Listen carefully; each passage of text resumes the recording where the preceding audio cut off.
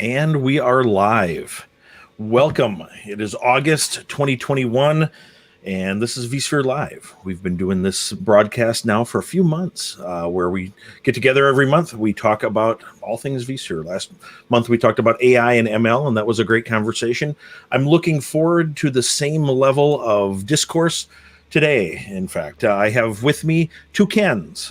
Ken Warneberg, if you've watched this before, he's been here before, and adding his perspective and commentary and poking fun at stuff. And then we also have, and Ken W is with me in vSphere Technical Marketing. And we also have as our guest today, Ken Drury, who is our product manager for security on vSphere and VMware Cloud Foundation. So welcome, Kens. Welcome, Ken Drury in particular. It's good to have you back. You've been on one of these before with us, I believe. Thank you. So, good to be back. Yeah, no, it's good to have a pair of Kens with me. So we're gonna have to figure this out right now. Do we call each other Mr. Drury and Mr. Warneberg? Drury, yeah. WD, K-Dub. yeah, I don't know. Yeah. K-Dub. So as always with this, all the viewers out there, thank you for joining us. Welcome. We will talk about some stuff. You can't stop us from talking about things at times. But in fact, that's, whatever. But we've got some topics. But if you've got questions, we would like to answer your questions. If you're watching via YouTube, please subscribe to our YouTube channel. I can be a YouTuber for just a minute here. Please subscribe. What's the checklist? Subscribe to our YouTube channel. Ring the bell so you get notified. Yeah, exactly. Ring the bell, that sort of thing. I don't have any fat. Required to use the word smash. Smash buttons on YouTube. I've been watching an Italian bassist and his YouTube channel, Davey504 or whatever, and his bass style is slap. So he always slaps yes, please slap click like here and leave a comment. Apparently that's the other thing too. You got to leave a comment. So whatever, at the very least, welcome. Thank you very much. If you're watching this after the fact, you can leave a comment. Comments will be on, and it might take a day or two for us to get back to you, but I do check that on a regular basis. So guys, let's talk about security. Talk about ransomware. I kind of don't want to talk about zero trust in the cyber security. Dan Barr, hey Dan, never read the comments. Indeed, some of the comments are good. We get some useful information sometimes in the comments, but. I kind of don't want to talk about zero trust. It feels like that it's a term that's overused a lot. So why don't we start somewhere else? Before the show here, we were talking a little bit about the idea, misconceptions about vSphere security, and I think maybe that's a good place to start. Ken, why are you laughing? Ken, I'm laughing because I'm a Car Talk fan, and Zbigniew Malik just commented on YouTube. It's a bit they do about lack of in Polish. Sorry. Nice. So misconceptions about vSphere and vSphere security. Because I want to go from this then to how not to secure a vSphere environment. I think that's a really interesting way to approach this as well. But Ken, what would you say one of the biggest misconceptions about, or maybe misunderstandings, or confusing points about vSphere? And I know I'm asking you to admit to perhaps, places where we could improve our messaging and or the product, but what have people been asking about lately? Well, first I would say qualify Ken. Oh, I'm in glory. Yeah, this is going to be a problem. This is going to be straight up a problem. So, yeah, I assume you mean me. Yeah, why don't you go? Some of the most common ones we were talking about earlier, right? You brought a couple. Remind me, what was the first one you mentioned? Well, I was thinking about TPMs, exactly. And trusted platform modules, and the difference between the TPM that belongs to ESXi in hardware and the virtual TPM that has nothing to do with hardware whatsoever. Maybe when we were talking about it earlier, I thought about it and I forgot. Now I'm reminded. Before we talk about TPMs, I think there's a misconception. I've been on calls with our customers with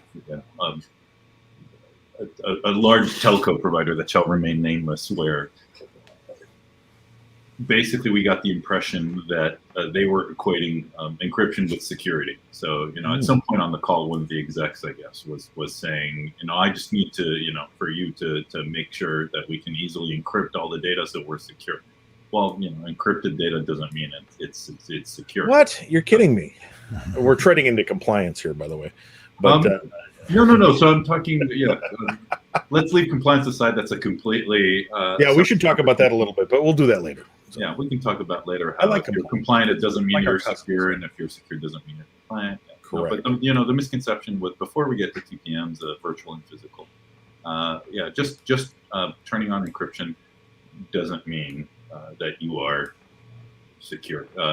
Encryption requires that it's properly managed. First of all, you have to make sure that the keys are stored separately from the payload, what you've encrypted, and the encryption keys are stored separately. Otherwise, it's just like leaving the key stuck in the lock on the outside of your front door, which I've done many times with a key, not virtual. But yeah, and also have a backup plan and make sure your data is protected and you don't lose your data and access to it and the keys at the same time. Yeah. Just turning on encryption doesn't mean you're secure. You have to have a holistic approach and look at your entire system. I agree with that. Holistic approach is so important too. I mean, just because you're turned on encryption doesn't mean you're encrypted. You have to talk about data at rest, encryption, data in flight, all the rest of these things. You've seen a lot of times where people turn on, for example, vSAN has data at rest encryption. That's great. The data flying around isn't encrypted until it lands there and actually gets encrypted and stored in that fashion. So depending on your level of tolerance, you really need to expand it to a very holistic kind of an approach and look at it. Even more than that, data at rest and data in motion, data protection at rest and in motion are very well established concepts in the industry. They're largely a solved problem, right? It's not an easy thing to do, but it's largely well known how to do it. We've been doing it as an industry for 20, 30 years, even longer. What's new is encryption of data in use, memory encryption. So you've probably heard of, Meltdown and all the other side channel attacks where two applications running on the same CPU, one of them can sort of do all sorts of tricks and leverage how the processor does caching and speculative execution and basically kind of force it into revealing another application's secrets. So to deal with that, all the big chip manufacturers, Intel, AMD, everyone's starting to introduce technologies around memory encryption, also called secure enclaves or TEEs, trusted execution environments, where basically it's possible to encrypt a portion of memory or the entire memory if it's a virtual machine. And that encryption is handled on the fly by the CPU, and it's completely invisible to the operating system and even to the hypervisor. And that lets you set up secure environment where you can process securely things like passwords, payments, sensitive secrets, encryption keys, for example, without having to worry about malicious applications stealing them. So if you're in security industry, national security, payments, anything that requires a high level of security, you probably already know about this. But if not, look into technologies like Intel SGX, I believe stands for Secure Guard extensions. AMD has a whole slew of SEV, SEVES, SEVS, forget what the other one is.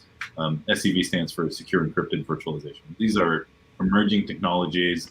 Read up about it. They're really interesting, really cool. They're just starting to show up, but I predict within 5, 10, 15 years at the latest, they'll be standard.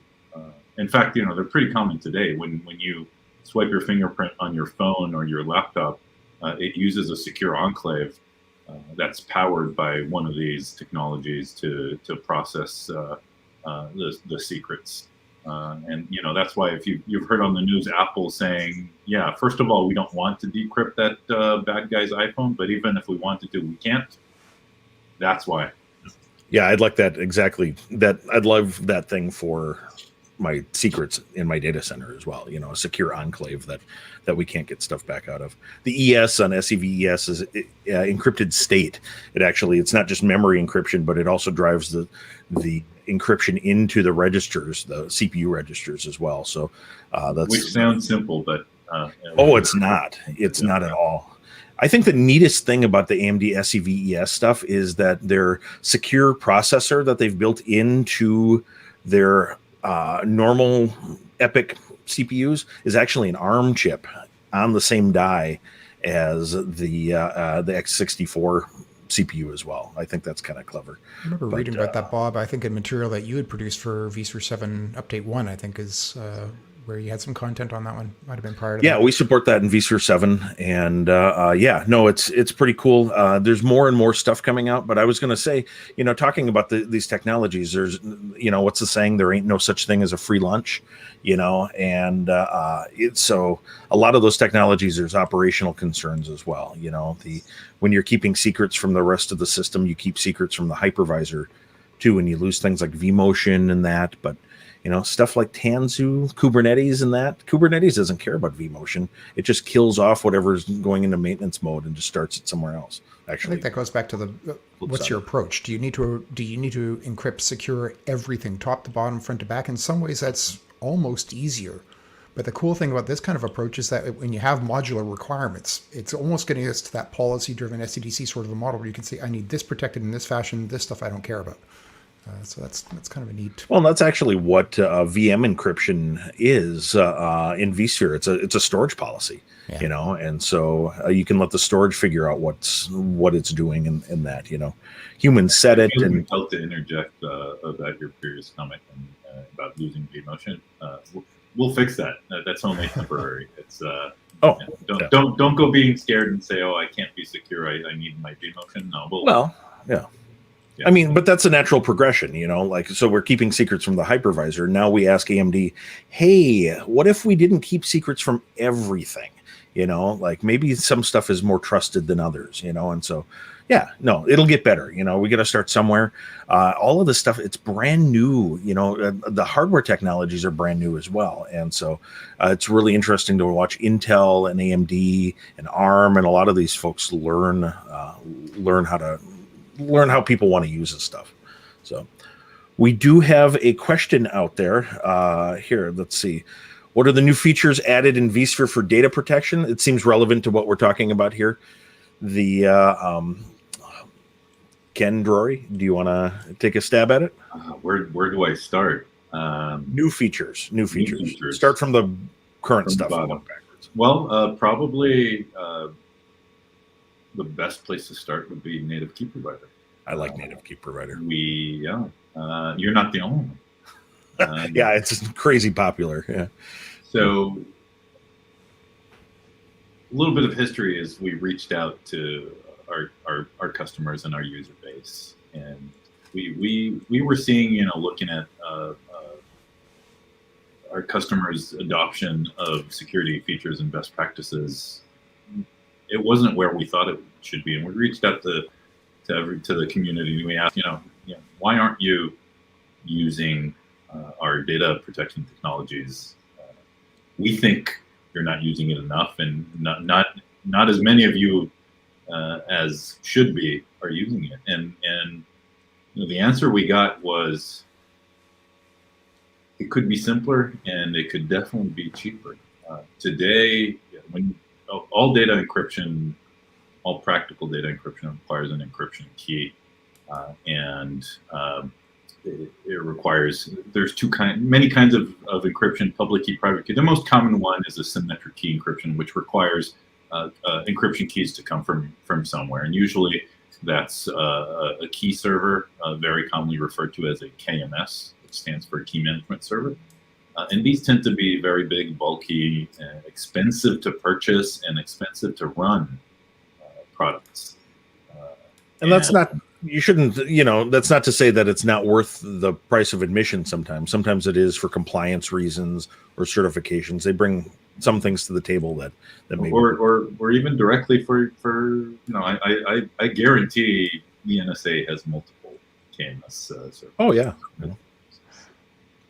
But the point is, it can be a burden, even if it's not expensive. It's not operationally trivial. So it could be easier. Is the response we got. So we came up with native key provider. I should mention our encryption technologies, our data protection technologies. VM encryption is a part of vSphere Enterprise Plus, but other features like virtual TPMs, which behind the scenes are powered by encryption, those are available because it's a virtual device. It's available across all editions. Problem is, it requires a KMS to provide the encryption keys, which effectively, even if we say, available with all vSphere editions, it's only in practice available with Enterprise Plus because it requires a KMS, which was only available in Enterprise Plus previously. So all these problems are addressed by a native key provider. A native key provider is effectively a vSphere-only key manager. A slight distinction between a KMS and the way native key provider is, a KMS is, the way it works is it generates a key and it tracks it. It's effectively a database of encryption keys.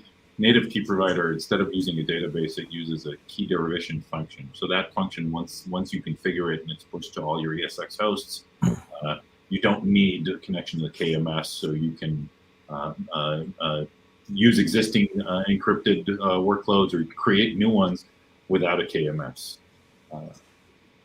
It's not a full-blown KMS. That's why it's limited to only vSphere. An actual KMS provides many advanced features like hardware root of trust, and there's HSM hardware security modules, all sorts of advanced availability, redundancy, and resilience guarantees, etc., which I'm not going to say aren't necessary, but aren't applicable when you're using native key provider, because it's a different thing. Because we don't store a database of keys, we don't need to protect it and make it highly available in the same way that a KMS does. Long story short, native key provider is available in all vSphere editions. You can just turn it on very easily. It takes less than 5 minutes. And you're up and running. You can start encrypting VMs if you're on Enterprise Plus, or you can leverage it for virtual TPM. Or vSAN as well. Yeah. vSAN encryption. There's a lot of interest in that. So that's very exciting. That should help a lot with data protection at rest. Yeah. Well, what other new features do we have? I'm sitting here thinking of new features. We've been doing a lot of work with security in vSphere. We mentioned the SEVES support, and that continues to evolve. And guest OSs are now supporting that more. SEV support was present in a lot of things, but SEVES itself had to catch up, and we're starting to see that now with the latest releases of Red Hat Enterprise Linux, and then CentOS and all the other ecosystem, plus Windows, the new versions of Windows here. Windows 11, it's been really popular. VTPM conversations have been really popular because Microsoft has announced that TPMs are going to be required, which on the desktop they've been there for a long time. The chances that your desktop has a TPM, it's very high. But servers, we still need to configure them as an add-on component when we order servers, and they're $40 US. So definitely recommend doing that. What other stuff? Because a lot of this stuff was added in vSphere 6.5 and 6.7. VTPM is a 6.7 thing. Encryption was 6.5. I'm really holding back about talking about VTPMs because we need to get that later. Before we get to that, I think one more thing. Identity Federation. But that was specifically about encryption. The question was, but let's talk about Identity Federation. But before that, one more feature we introduced was config encryption. So. Well, I guess it all ties back to TPM again. If you enable config encryption, basically it takes the ESX configuration, encrypts it, and saves the encryption key securely. It's called sealing. It seals it in the TPM. Basically, we're encrypting the configuration. So if previously an advanced attacker might be able to somehow get into your ESXi config and extract certain bits of information that you wouldn't or you buy a used server off of eBay, that's exactly. Yeah. So yeah, config encryption. It's all encrypted now. You don't need to worry about it being stolen. And of course, it also makes life a little bit easier internally for us. You know, if we have a team working on a feature that needs to save sensitive information in the config store, then it used to be that each team had to come up with their own protection scheme. Oh. Yeah, not anymore. Much simpler, much easier. You know, yeah, federation. We wanted to talk about identity federation.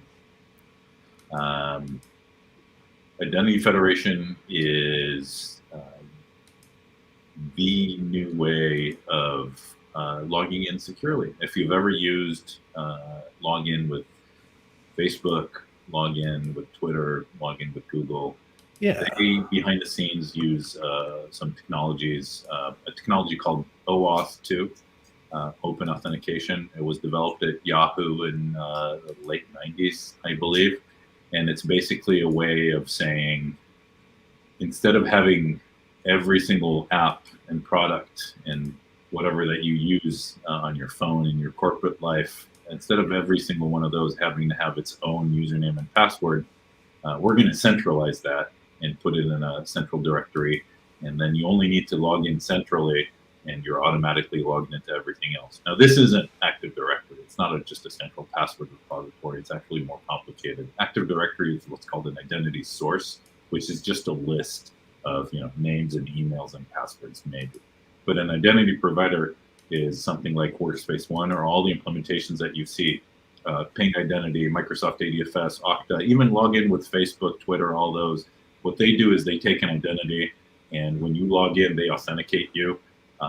And optionally, they use advanced multi-factor authentication like texting you or fingerprints or retinal scan or whatever. Maybe, if we go to work now, in addition to having a phone and a key card and a retinal scan, we'll also be required to do a COVID test. Your identity provider could do that. And then what it does is it creates a session, puts a secure token that basically, with various cryptographic magic, makes that session, puts a token in it that says, this is Bob logging in. I verified that it really is Bob and he passed all the tests. You can let him in. And you take that token and you log into your HR system or your email or your IT, and you're Bob's your uncle. I am an uncle, indeed. So I'm somebody's uncle. Yeah. So we introduced kids collaboration with Microsoft ADFS and vSphere 7, and we're working very hard on adding additional support for additional identity providers. Like Facebook. When will I be able to log in to vSphere with my Facebook account? Hopefully never. Actually, I'm going to delete my Facebook account, but yeah, that's neither here nor there.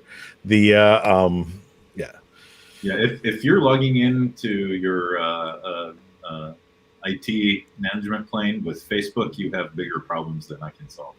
Face ID, I can see. Facebook, man. The Book of Faces, yes. Here. So we've got, I'm sorry, Ken. I was just going to say one of the other things that struck me about some of the changes that we made around even little things like certificate management and just little things that allow us to have an easier time of doing security rather than necessarily a more secure way of doing it. And I think that's one of the big issues that I've seen historically in my career. It's not that people don't want to secure their environments. It's just it's a giant pain in the butt. Too damn hard. Yeah, exactly. Yeah. So it ends up being a pain. Like, hey, so how many times have you seen somebody's VC where they log in and they're just mashing the bypass on the certificate warnings and all the rest of those things? Oh, yeah. All the time. So, yeah, I think some of that automation, some of the consolidation work that we've done on CAs has been huge in the last few releases, too. That's a really good point. And I think about this. We employ a small army, literally a small army of UX, user experience designers, and people that work on the UIs and things like that. And they really think about this sort of problem, really take into account the human beings that have to put up with this stuff. And, making it, Ken Drury and I often talk about making things, especially with our engineering teams, making things easy to use, because the chances of that somebody will actually use it is a lot higher. If you're not sapping their will to live by making them go through all of this stuff, to configure it, there's a good chance that they might actually do it, and that's cool. We want people to actually use the features that we build. And whenever we have sessions internally with our engineering teams, and I often bring up if you build it, they will come, and I have a Kevin Costner flash on my slides. No, that doesn't work. That's only half the story. If you build it, they'll come, but they'll go back home if it's too hard. Yeah. Didn't they just have a play a baseball game on that field the other day? Following. Yeah. I don't know. Anyhow, we've got a couple of questions out here. Let's see. Please explain the two types of encryption on vSAN. What is the difference between them? So I'm thinking about VM encryption. There's VM encryption, which encrypts VMs wherever they are, and they could be on vSAN or on other storage. There's vSAN encryption, which encrypts the disk groups, and so that's different. That's a different use case. One is not better than the other. They're different use cases. There's also data at rest encryption, which is the vSAN encryption, the traditional stuff. There's also data in transit encryption now for vSAN, which encrypts the network connections between all the clustered hosts. So, and that's like vMotion encryption, which doesn't need a key provider or anything like that. You can turn that stuff on, and it just vCenter and the hosts just work it out, just exchange temporary keys, and they just work it out. For anything that's usually data protection in transit, over the wire, over the network, usually it's not something that you need to retain. So it's fine to do a secure exchange, or have a agreed upon encryption. Basically, you don't need to keep the encryption key around. So those keys are ephemeral, transient. Thank you. I was having a brain freeze. No, that's not the right term either. That's ice cream related. Because those keys are transient, you don't need to keep them, and that's why you don't need a KMS for it. But for data protection at rest, if you're encrypting files or VMs, which are files, anything that needs to be retained, that's where you do need to have a key server. So, if you're curious about do I need KMS for this, typically everything over the wire, over the network, you probably don't. You don't. And anything that's saved and you need to load later, like VMs or files or configurations, then you do need to have a source for the keys.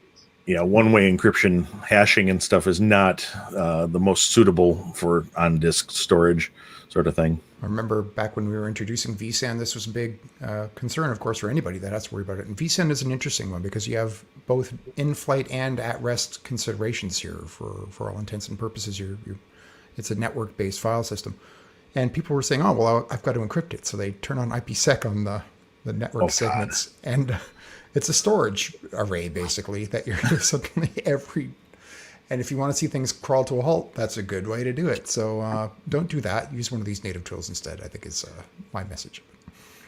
Let's just strike that from the record. I didn't say IPsec. Yeah, okay. That didn't happen. Yeah, you would please disregard what Ken was talking about there. Ken W. Let's see. What else do we have here? We've got some... there's a security admin guide for vSphere, and are many changes in configuration for VM or ESXi that I want to know. Can we do these configurations without disturbing service, without taking anything down? Some of them, yes. Actually, many of them you can change on the fly. Some of them you can't. And actually, the security configuration guide is I'm the keeper of it at the moment. It was started by a guy named Mike Foley, and actually I think it might have been started by somebody else before him, but he really did a lot with it, and I took it over, and it should denote what you can and can't do live.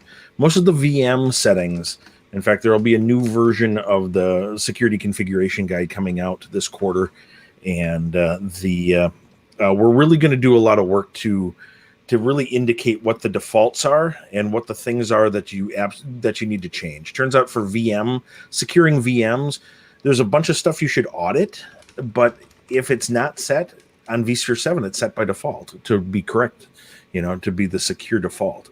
And so there's really only 5 or 6 different things that you really need to take a look at on a VM level. The same is true of ESXi as well. And so, again, many of those things, yes, you can set them live.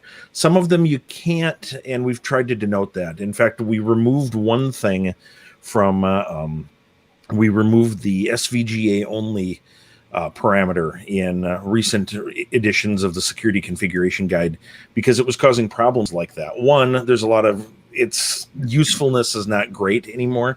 There's a lot of stuff that really does need advanced graphics modes, even for text-based operating systems like Linux and that.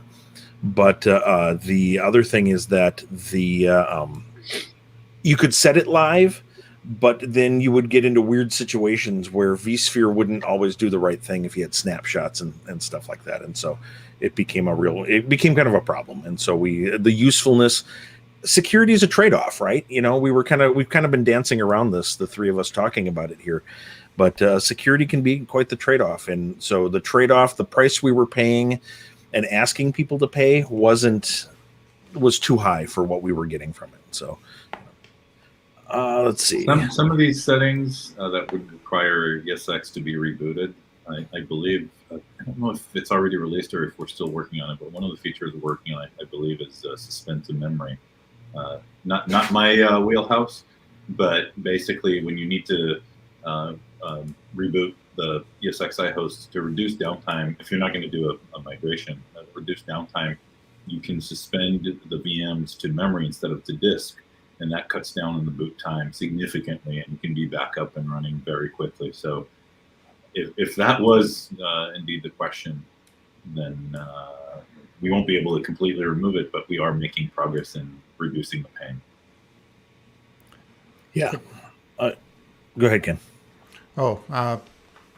Just thinking back to the bad old days where you would have a Windows operating system with a registry and you need to dump everything and like physically readdress the hardware and all the rest of those things. And it's time for a smoke break. I'm going to reboot that server and wander away for half an hour and come back. And how far we've come where, oh wow, this is actually going to improve with the security, but I can't take the 2-minute, 5-minute reboot time on these things. But it's all important, right? And again, that goes back to all of those pieces that we're introducing to make this easier to approach, easier to do, so it doesn't become a barrier that I'll get to that at some point. It might seem like this is a pretty lightweight sort of an improvement, but every minute kind of counts on these things, on availability. Yeah. Well, and rebooting big hosts, especially, it's just... But a lot of the stuff you can sneak into patches, you set it and then it doesn't take effect for a reboot and you can just work it into your patching scheme. Hopefully you have a patching program. Please have a patching program. Let's see. The Manuel, I'm going to get to your ransomware question in a minute. I'm going to go a little bit out of order. Dan, hey, Dan. I hate that self-signed certs everywhere in IT have trained people to ignore certificate errors. I agree. I think certificates are something that people make a lot of work for themselves and, maybe unnecessarily, but at the same time, replacing them with real certs and then running into a self-signed cert, that's a clue that something's wrong. So, I agree with you completely. Let's see. It would be great to be able to submit changes to be executed later on. Yes. I think Dan's comment was less around the pain of having certs and more around training users to ignore them. So, humans are usually the problem, right? So problems between keyboard and etc. Yeah, PEBCAC. Yeah, the problem exists between keyboard and chair or whatever. No, but there's no easy way to avoid that. I think. Luckily, in corporate environments, you can train users and you can keep telling them at the all hands, if you get a cert, don't automatically click it. In retail or end user environments, it's much easier because I can tell my grandma if there's no green lock on the bar, the address bar, don't touch it. But in a corporate environment, it requires more training and more specific solutions, especially if you're in a product or development group where you often have to have, an engineering or a playground or a test environment where it's not worth the trouble to set up certificates. So you just go with self-signed and next. You just have to remember not to do it in production. What a number of folks are doing, because you can run the VMCA, and the VMware Certificate Authority probably shouldn't be named a certificate authority. It's not a full CA. It's kind of like native key provider. It's just enough to serve vSphere, right? And that's, people get hung up on certificate revocation lists. And a concept that I often end up talking about is that trust in vSphere is actually established by the humans. It's not automatic based on certificates. A human has to go and accept the thumbprint when you add something there. And but the VMCA can be operated where it's a subordinate CA or subordinate to another corporate CA. And people don't like that because they don't like the idea of having something else being able to sign things in a corporation. But at the same time, that makes things really easy. So what we've been talking to a lot of customers about over the last couple of years here is, why don't you create your own CA? Everyone's got OpenSSL, right? Create your own infrastructure CA, and then just do it that way. Keep it away from the corporate stuff. Then they're not worried about blast radius and trusting you and all that stuff, but you still get all the benefits of the automation. So I don't know. Yeah, but certificates are tough. I do want to, we've got a couple of things. Submit changes to be executed later on. VMware hardware updates can actually be scheduled. And so, yeah, you can schedule that. I hesitate to say that's not a great example. I know what you're asking for. This is not a great example of it because we can actually do this now. So, and there's actually a vmx.reboot.powercycle advanced command that will do the same power cycle sorts of things on a graceful guest shutdown. If you set that parameter to true, it will power cycle the VM as part of a graceful guest OS reboot. That's something that the scheduled hardware upgrade did, and we needed that it really helps for CPU vulnerability mitigation. So something to keep in mind there. Here, we've got a few other questions, but I want to start, we keep moving towards ransomware here, and I was thinking about how I was going to introduce this, back when we were talking about TPMs and thinking that, having a TPM means no ransomware, right? And just like everything else, it's a process. But we've got, Manuel has asked, are there any ransomware protection features added in 7 or otherwise anything new? And I think this might be a great introduction to some of the stuff that we're doing on that front. Ken D, do you want to talk about that a little bit? Sure, absolutely. So ransomware is a hot topic. It's been on the news. I've heard about it. The East Coast of the U.S. had a little problem with it. Yeah. Well, the problem there wasn't the ransomware. It was the branch. Yeah. So we're actually doing quite a bit of internal efforts around ransomware. You've probably already heard about our recommendations about all the code execution vulnerabilities associated with plugins. We're moving to a remote plugin model. Remote, I forget what the I stands for. We call it RIPA internally, which always makes me chuckle, and it's associated with a first name that immediately springs to mind whenever someone brings it up. But so moving to remote plugin architecture, which is more secure. We're introducing lots of work around foreign executables, for example.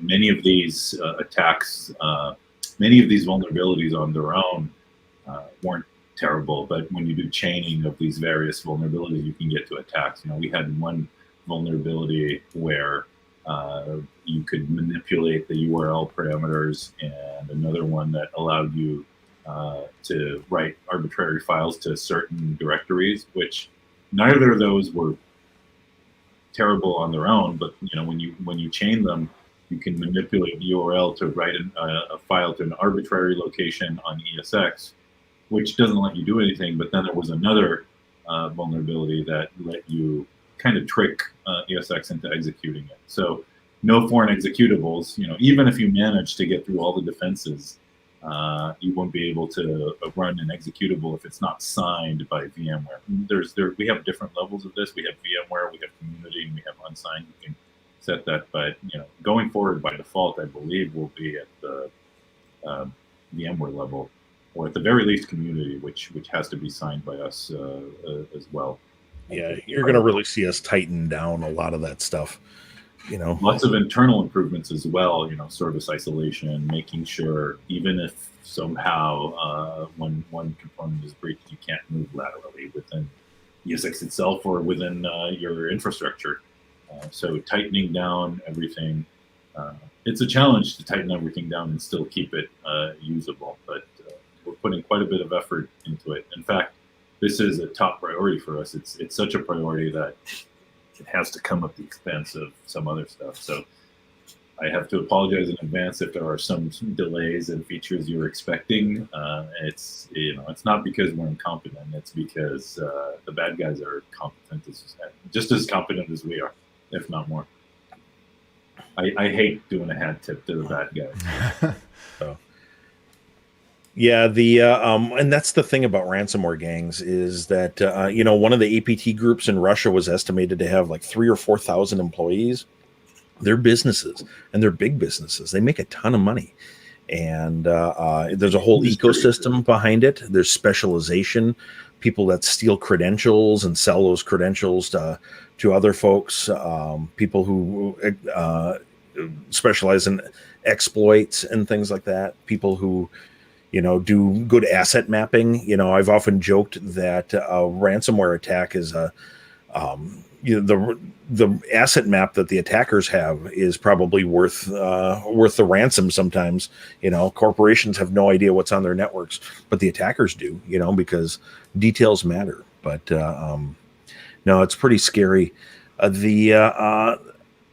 So yeah, lots of defaults changing. And Ken, I would say that you're walking a fine line there because in the middle of a major version, you don't want to break the whole ecosystem changing stuff, but at the same time, we need to do that. And so I applaud you for walking that line. And I think things like the Trust Authority and VTA in general are kind of steps along those lines of how do we help secure environments without making it unusable? How do we have a known good state that we can allow people some freedom of use with some of the controls that can help revert if there's a problem. And of course, ultimately, you might have to go off-site to data. But anyway, Bob, you were about to jump in on something. Oh, no. I agree with you completely. And I'm sitting here thinking that, even though we're changing the defaults to be more secure, the idea that you can always because no solution is really, no solution fits everyone, and the idea that you can customize, you can still back down, you can shut some of the security off as much as we maybe don't want you to do that.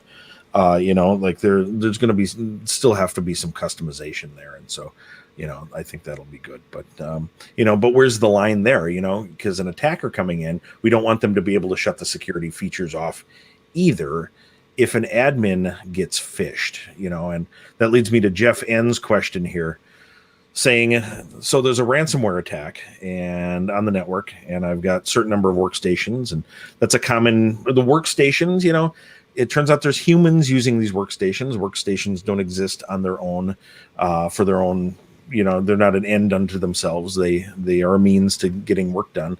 And, in the end of a day and end of a week, some human clicks on something that they shouldn't, and that's that. Maybe a NAS share or two. How can ESXi and vCenter be affected? That's a good segue. I think we've been talking about how to protect yourself from ransomware, and that's only half the story. You have to do everything to protect yourself from ransomware. Like, for example, many of these attacks are either social engineering. It's Microsoft CSO said hackers don't break in anymore. They log in. It's much easier to steal someone's password. So, don't type your password on a Post-it, like, what's the king of in Spaceballs? So this is, Oh, yeah. don't do that. And But idiot's luggage combination. Yeah. yeah, same combination I have on my luggage. Thank you. What was his name? King? I don't know. Yeah. But take all the steps necessary. Do everything you possibly can to protect yourself from ransomware. But one more thing you should do in addition to everything is assume that you will be breached, or even better, assume that you have been breached. What can you do there? Have a plan. Have a disaster recovery plan. Have a backup plan. Should be part of your business continuity plan, like an everything down situation, everything, it's, you don't want to pay the ransom either. That's don't bad. pay the ransom. Never don't pay the ransom. But talking about prevention, multi-factor authentication prevents a lot of that stuff. Or maybe not prevents it, but slows them down. You want to build enough. The analogy I've been using lately is sort of a medieval castle where, once the attackers are past the walls, they can do whatever they want, versus Alcatraz. Alcatraz has all the same basic protections as a medieval castle. It's got a cold, shark-filled moat. It's got thick outside walls, but it's also got internal controls as well. And where if an internal control is there's checkpoints there, and we need to be monitoring that sort of stuff. But Ken, you're absolutely right. The people and process side of things is really important as well.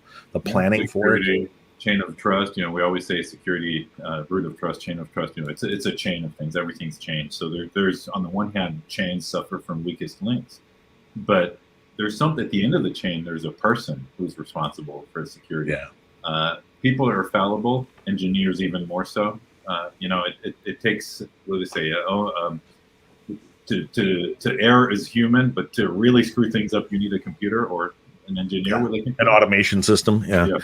So. But the layered approach, the castle analogy, yes, very true. But also the other part of it is, the joke with the bear chasing. I don't need to be the fastest one. I just need to be faster than the slowest. That's not true anymore with ransomware. No, it's not. But you don't need to be.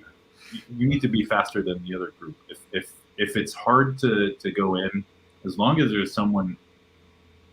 I completely agree, Bob. It's no longer 100% true. But still, if there is an easier target, if I'm trying to attack you and it's a little hard, I'll move on to the next one, and I'll only come back to you after I've exhausted the easy options. It's like any security principle anywhere. I lock my front door despite the fact that there's a window right next to it. They could just go and reach in. And the wall is made of nothing, as it turns out. People don't even realize you can just saw through a wall. It doesn't even occur to them. There was a data center all you attack. need to do is just make it slightly more difficult than they're willing to put the effort onto, and they might look at the neighbor's house and go, you know what, that one's going to be slightly easier. So that's an excellent point, Ken. I think there's two types of breaches. There's targeted and there's volume. Or not breaches, attacks, right? I used to work at PayPal, and a big part of my job was securing our customers' PayPal accounts, just like today, securing our customers' environments. What would be helpful to understand there is if I'm doing a targeted attack, if I want to break into Ken's account or a specific person, the CEO or something, or the President Biden or whatever, given enough resources and time, eventually I will break in. So that's one thing, protecting an individual asset that's targeted is next to impossible, but protecting a random asset, the other part of it is most attackers, unless there's international geopolitics involved or corporate espionage, don't target a specific entity or person. They're in it for the money. They want to steal 10 million PayPal accounts, or they want to disable an organization so they pay the ransom, and it doesn't matter which organization. I'm going to try everyone. So there, it's a spray versus targeted. So the approach of being more secure than the other guy to have them move on, that's protecting against the volume attacks. Yeah, the drive-by. And drive-by, etc. And so basically, start with the lowest hanging fruit and move up from there. Don't do nothing. No, absolutely. Yeah, that's a really good point, Ken W. This is getting awkward. We need to give you guys code names or something. Don't do nothing. There's a lot of folks that don't feel empowered to do something about ransomware, or don't feel that their organization is taking it seriously. And I've always believed that you can lead from wherever you are, And so if you're a sysadmin, a vSphere admin, there are things you can do. You can start making small changes. You can start planting the seeds of ideas of making these changes. Maybe you're not in charge of the business continuity plan for your organization, but you can create a plan for your own environments. You can do this stuff. You can start working on it. You can start thinking about this stuff. And I think it's really a powerful thing to think about how attackers might get in, how you're protecting your environments from them, the things that you can add to your environments. So, we were making fun of King Roland, but at least he had a password. 1, 2, 3, 4, 5 is better than. True. Anyway, I want to share my screen here for a second. Let's see if I can actually do that here. Hey, can I put it in the show? Yes, I can. We've got a new core.vmware.com/ransomware. We're linking a bunch of things up there, trying to have sort of a one-stop shop for VMware ransomware resources. That mostly it's laziness on my part. I want to give one URL to people and be done with it. But if you want to go check it out, we've got some practical ideas for stuff that I wrote. Tips for patching vSphere. Turns out we just wrote down a bunch of good ideas, all kinds of stuff. So it's kind of interesting. But Bob, you said you wanted to keep time for. Oh yeah, you're doing Q&A, but you wanted to talk about TPMs. Do I really? Let's do a little bit of stream maintenance here. One, if you haven't clicked like or subscribe to our channel, let's do that. I can be the YouTube star. Click the like button and ring the bell so you get notified when we go live. The next one's probably going to be September 30th at this point. We're sneaking right before VMworld. VMworld is October 5th through 7th this year. All of us are speaking at it. There's a bunch of great security content. Sorry, Bob, can I just interrupt for 1 second on that? Absolutely. I just did a search on the VMware catalog, 899 sessions. And if you type the word security, you get 498 sessions. Holy buckets. Wow. So 498 of those sessions are in some way shown. There are more sessions that mention security than there are that don't. So we know how to get into VMworld next year is mention security. So that you heard it from us, yes. And I suspect probably 420 are these two gentlemen here, but that's all right. Yeah. Let's do a last call. We've got about 7 minutes left in the stream here, and so we have hard stops at the hour, and so if you've got any last questions, put them in. Let's work through. Let's skip TPMs.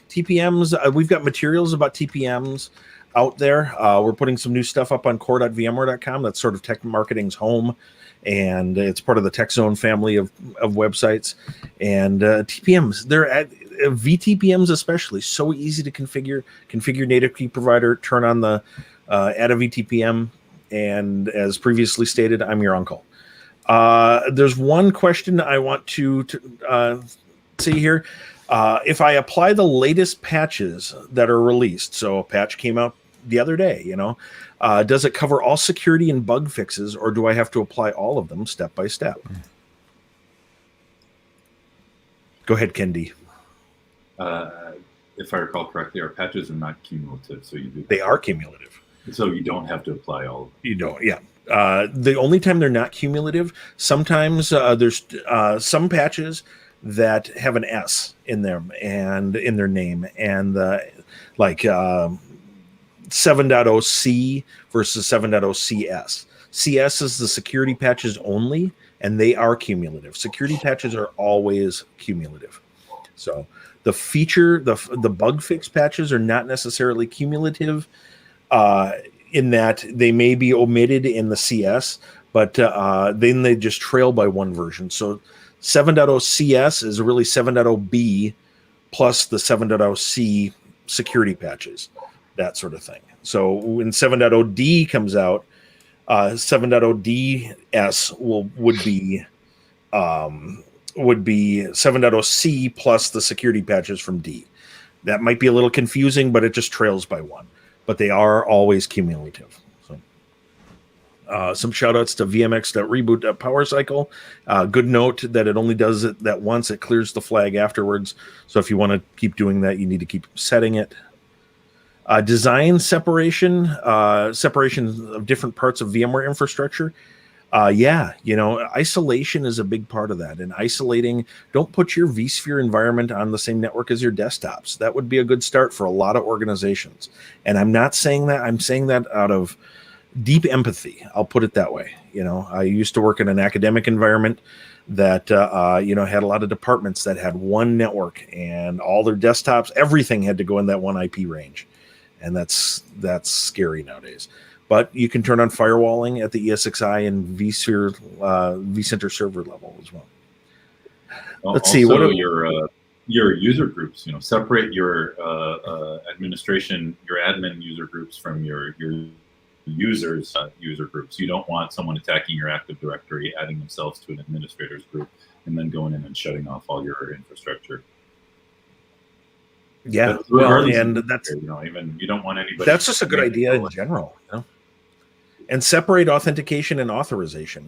People use AD for all of that stuff, and AD is a massive target, as we've seen recently. It's a huge target, and so somebody breaks into your Active Directory, they add themselves a domain admin account, and then they just put themselves in the groups. I want to log into the storage array. I want to log in. I've heard about people who govern access to their firewalls that way, and I heard about it because an attacker added themselves an AD to the group that allowed them to log into the firewalls and then disable everything, logging, all that stuff. Then they exfiltrated data, and that's pretty scary. The question about, are vSphere and Carbon Black working well together? Why, yes, they are. Thank you very much. The Carbon Black protecting my environment against ransomware. What are the benefits of Carbon Black? You should take a look at Carbon Black Cloud Workload. Cloud Workload's a really cool vulnerability scanner for the workloads themselves, and it really helps you prioritize that. I feel strongly about it. I've done a bunch of work with it, and I really like it. Carbon Black, the next gen AV, and all that stuff can help with ransomware on more traditional desktops and whatnot as well. Ken, do you have anything to add to the Carbon Black and vSphere? Well, I'll add, since we're talking ransomware, Carbon Black ransomware protection, we also have Datrium as an offering for recovery. So start looking into that. We talked about having a good disaster recovery plan. One of our offerings is a company called Datrium that we recently acquired, and we're integrating our offerings. But Datrium offers an excellent backup solution for on-prem that works through the cloud with VNC. I strongly suggest you look into that as an option for backup disaster recovery. This is something you need to do before you get breached. Oh, you're kidding! I have to worry about that proactively. Luckily, when you do have to worry about it, it's really quick, and I believe you only pay if you need to use it. The big bucks. It's not. The restores. Yeah. When you restore is when you actually pay for. I don't know if it's most or any, but it won't be a big worry. VCDR, VMware Cloud Disaster Recovery, is the market solution for that one. Is what we've called it. Cool. And I did throw a Carbon Black link into our chat here as well. It's literally carbonblack.vmware.com. Just like we put all of our content onto core.vmware.com, that's where the technical team puts their material for Carbon Black as well. Cool. Yeah, something you just said about backups too reminds me about ransomware. There's a lot of ransomware is such a huge topic, and protecting yourself against it. These attackers use absolutely everything in every little detail to their advantage, and that's the tough part about it being a defender. Defenders have to be the blue team, as it were. The blue team has to be on their game all the time, whereas an attacker only needs to get lucky once, and so that makes it so hard. That makes ransomware so hard. And that's why, Ken, you had mentioned earlier about assuming that you're going to get attacked, assuming that there's going to be a breach. And when you start making those assumptions, you start looking at, and when you start internalizing that, you start really thinking about things like, hey, if somebody can get into my AD, they can get into my backup system too, and so making sure that there's isolation there, because backups are really a last line of defense. We are at time here. Why don't we go around and final thoughts? Why don't we start with Ken Drury, and we'll just work our way around. Ken. Like we said, low-hanging fruit. Do something. Do something.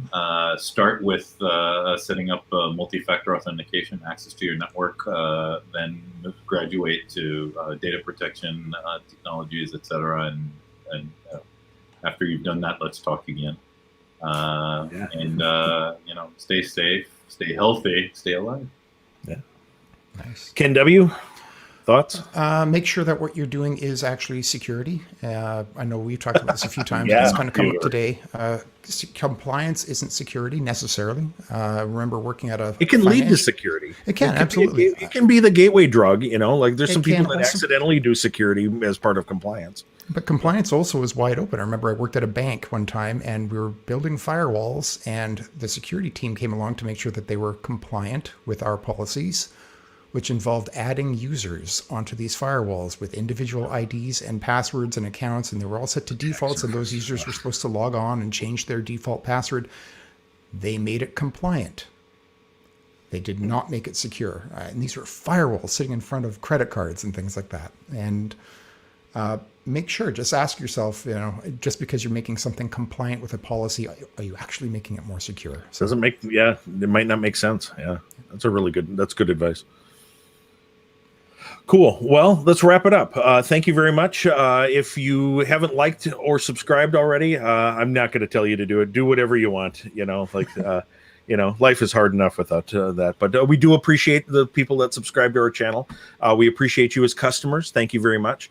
The conversation was great. Thank you for all the commenters. Thank you for all the folks that tuned in. We're going to do, like I said, the next one probably September 30th. Keep your eyes open. If you subscribe to our channel and ring the bell, you'll get notified. Just saying. But with that, I appreciate you, and stay safe. Okay. Thank you very much, and take care.